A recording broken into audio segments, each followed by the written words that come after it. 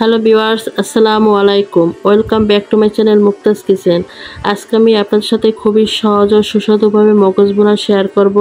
সেই সাথে এই মগজটা পরিষ্কার করার পদ্ধতিটাও দেখিয়ে দিব।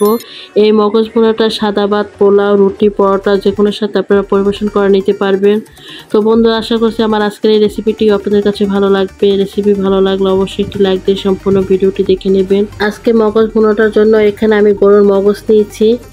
এখানে আপনারা গরুর মগজের পরিবর্তে খাসির মগজটাও নিতে পারবেন। এবারে মগজটা আমি খুব ভালো করে পরিষ্কার করে নিব। এই মগজটার ভিতরে অনেক রক্ত, শিরা, উপশিরা থাকে। এবারে মগজটার ভিতরে পানি দিয়ে ডুবিয়ে রাখবো।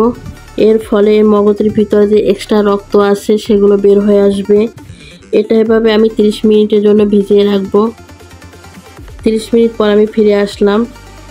30 মিনিট পর দেখুন মগজটার ভিতর থেকে যে রক্তটা আছে সেটা বের হয়ে গেছে, আর পানিটার কালারটাও কিন্তু চেঞ্জ হয়ে গেছে। এবার মগজটা হাতে নিয়ে এর উপরে একটা পাতলা চামড়া আছে সেটা এভাবে হাত দিয়ে তুলে নিব। এর ভিতরে অনেক শিরা ও উপশিরা রক্ত থাকে, সেটা খুব ভালো করে পরিষ্কার করে নিব। এই যে পাতলা চামড়াটা আছে সেটা হাত দিয়ে এভাবে টান দিলে কিন্তু উঠে আসছে। এভাবেই আমি মগজটার উপর থেকে পাতলা চামড়াটা তুলে নিব। এটা দেখলেই আপনারা বুঝতে পারবেন। আর কিছু কিছু জায়গায় রগ আছে সেটা টান দিলে উঠে আসবে। এই তো মগজটা থেকে আমি পাতলা চামড়াটা, শিরা, উপশিরা, রগটা আমি তুলে নিয়েছি। এবার এটা আমি পানি পাল্টিয়ে কয়েকবার ধুয়ে পরিষ্কার করে নিব। এবার একটা প্যানে আমি নিয়ে নিচ্ছি পরিমাণ মতো তেল।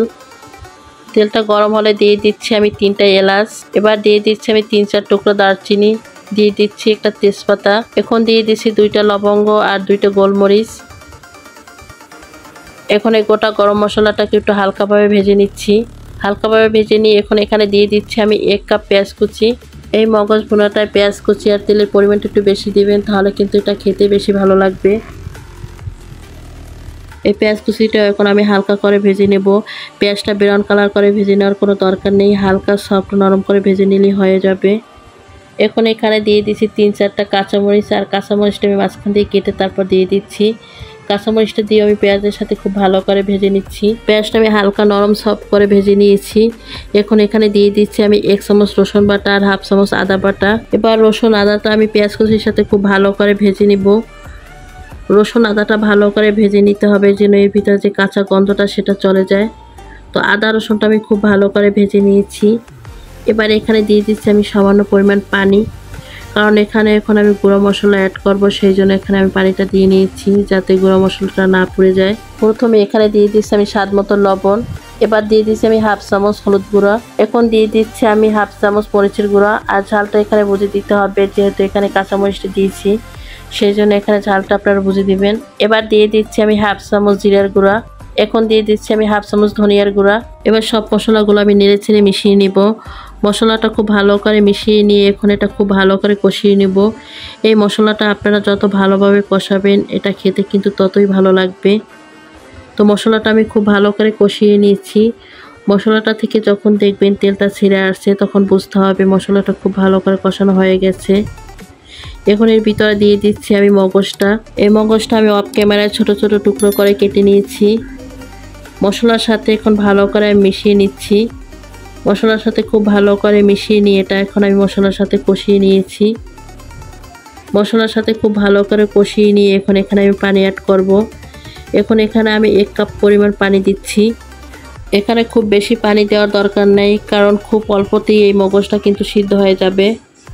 তো পানিটা দিয়ে আমি মগজটার সাথে খুব ভালো করে মিশিয়ে নিচ্ছি। মিশিয়ে নিয়ে এখন আমি প্যানটা ঢেকে দিচ্ছি 10 থেকে 12 মিনিটের জন্য। তো এর মাঝে কিন্তু আমি কয়েকবার ঢাকনা তুলে নেড়ে ছেড়ে দিব, তা না হলে কিন্তু মগজটা নিচে লেগে যেতে পারে। আবার এটা আমি নাড়াচাড়া করে দিয়ে ঢাকনা দিয়ে ঢেকে রান্না করে নিব। এখন আমি আবার এটা ঢাকনা তুলে নাড়াচাড়া করে দিচ্ছি। নাড়াচাড়া করে দিয়ে এখানে আমি 4-5টা কাঁচামরিচ দিয়ে দিচ্ছি। এই কাঁচামরিচটা কোনো ঝালের কাজ করবে না, তবে সুন্দর একটা ঘ্রাণ আসবে। কাঁচামরিচটা দিয়ে আমি আবারও নাড়াচাড়া করে মিশিয়ে নিচ্ছি মগজটার সাথে। তো এই পর্যায়ে আমি কোনো ঢাকনা দিয়ে ঢেকে এটা রান্না করে নিব না, এটা আমি এভাবে প্রায় 5 মিনিটের মতো রান্না করে নিব। আমার এই মগজ ভুনাটা কিন্তু খুব সুন্দরভাবে সিদ্ধ হয়ে গেছে, আর রান্নাটাও কিন্তু শেষের দিকে। তো রান্নাটা যখন শেষ পর্যায়ে তখন আমি দিয়ে দেবো 1 চামচ ভাজা জিরার গুঁড়া। এবারে জিরাটার সাথে খুব ভালো করে মিশিয়ে নিচ্ছি।